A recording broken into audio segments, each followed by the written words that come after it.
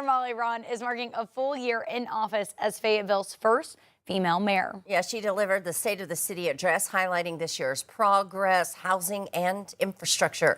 5 News reporter Claire Everbong is live now at the Town Center with a breakdown. Good morning.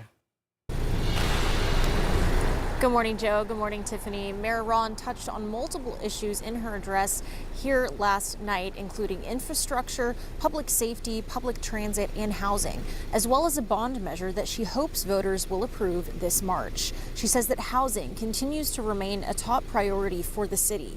The city hired Arkansas's first chief housing officer this year, updated student housing regulations, and streamlined the building permit process, cutting wait times by 36% for homes and 20% for apartments. Mayor Rawn also emphasized investing in infrastructure, including roads, water, and sewer systems. City crews repaired more than 1,000 water service lines last year, and projects like the Highway 112 expansion and downtown master plan are underway. Public safety and public transit were also focuses, including a 40% increase in transit funding and a goal to add shelters to every bus stop by 2028. Looking ahead, Fayetteville voters will decide in March on 9 bond questions, a package that Rawn says is critical to Fayetteville's future. In terms of infrastructure, quality of life amenities, things that will really set Fayetteville on the right path. We don't have very many options to do this, particularly in a way that doesn't increase the amount of sales tax that anyone pays, and in a way that shares that across everybody that visits our city as well. They're also paying into that. And so it's a wonderful opportunity. If approved, the measure would allow the city to invest $335 million into infrastructure, public safety, public transit, parks, and other community facilities without increasing the city's sales tax. Live in Fayetteville, covering news where you live, Claire Everbach, 5 News. Thanks for that, Claire. Well, we do have election results for you this morning out of eastern Oklahoma. Yeah, voters there deciding on 2 school propositions and the next mayor of Sallisaw. In Spiro, voters passed the 2 school bond propositions. School board says the larger bond will remodel the high school cafeteria, replace HVAC units at the middle school, and build a new indoor activity center. Now, that second bond will add 2 new buses to the district's fleet.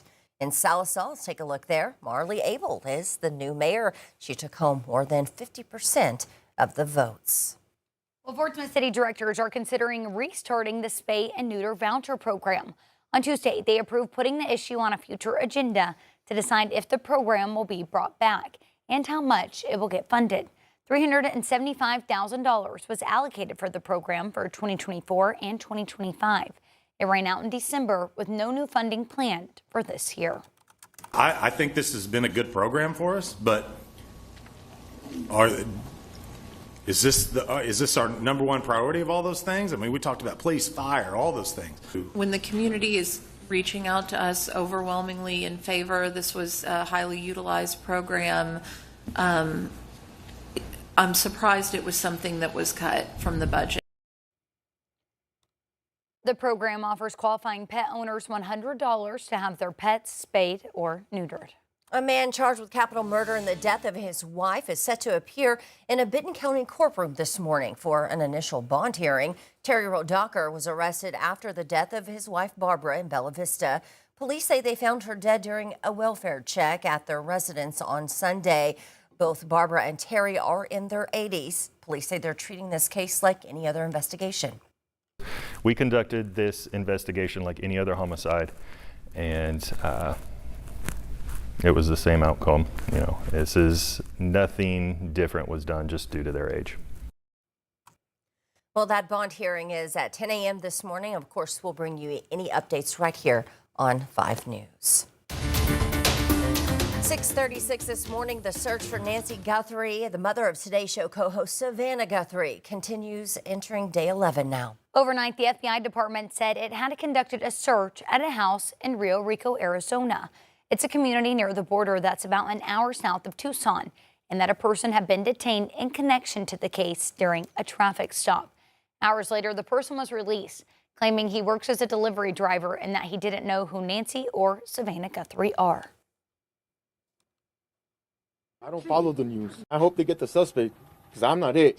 They better do their job and find the suspect that did it so they can clear my name.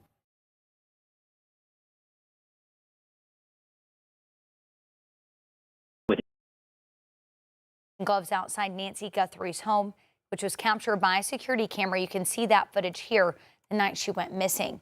Savannah Guthrie also posted this same video and these images on her social media Tuesday and a message saying, "We believe that she's still alive. Bring her home." Well, in Western Canada, we're learning that 10 people, including the suspected shooter, are dead after an assailant opened fire at a high school on Tuesday. Now, this is video of right near that area. Authorities say police arrived within minutes and discovered multiple victims there at the scene, including that suspected shooter who appears to have died from a self-inflicted wound. 2 additional victims were found at a nearby residence. Over 25 people were injured, with 2 airlifted to hospitals, now in critical condition. Authorities are continuing their investigation into the motive behind the attack. And more details continue to emerge from the Jeffrey Epstein files, including a document that shows in 2006, President Trump spoke with Palm Beach police about their investigation into Epstein. Bradley Blackburn has more.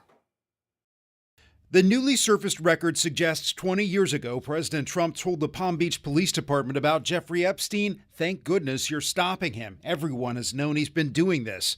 According to the record, he also said he was around Epstein once when teenagers were present and, quote, "got the hell out of there."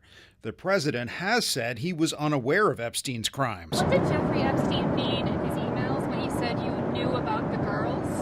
I know nothing about that. In Washington, lawmakers continue to comb through unredacted Epstein files, with some calling for Commerce Secretary Howard Lutnick to be held accountable after new disclosures of his contacts with Epstein. Who allegedly had business with Epstein after he was convicted of pedophilia, and he still is in the cabinet. On Capitol Hill, Lutnick acknowledged taking his family to Epstein's island for lunch in 2012, despite previous claims he had cut ties years before. I don't recall why we did it. Secretary Lutnick remains a very important member of President Trump's team, and the president fully supports the secretary.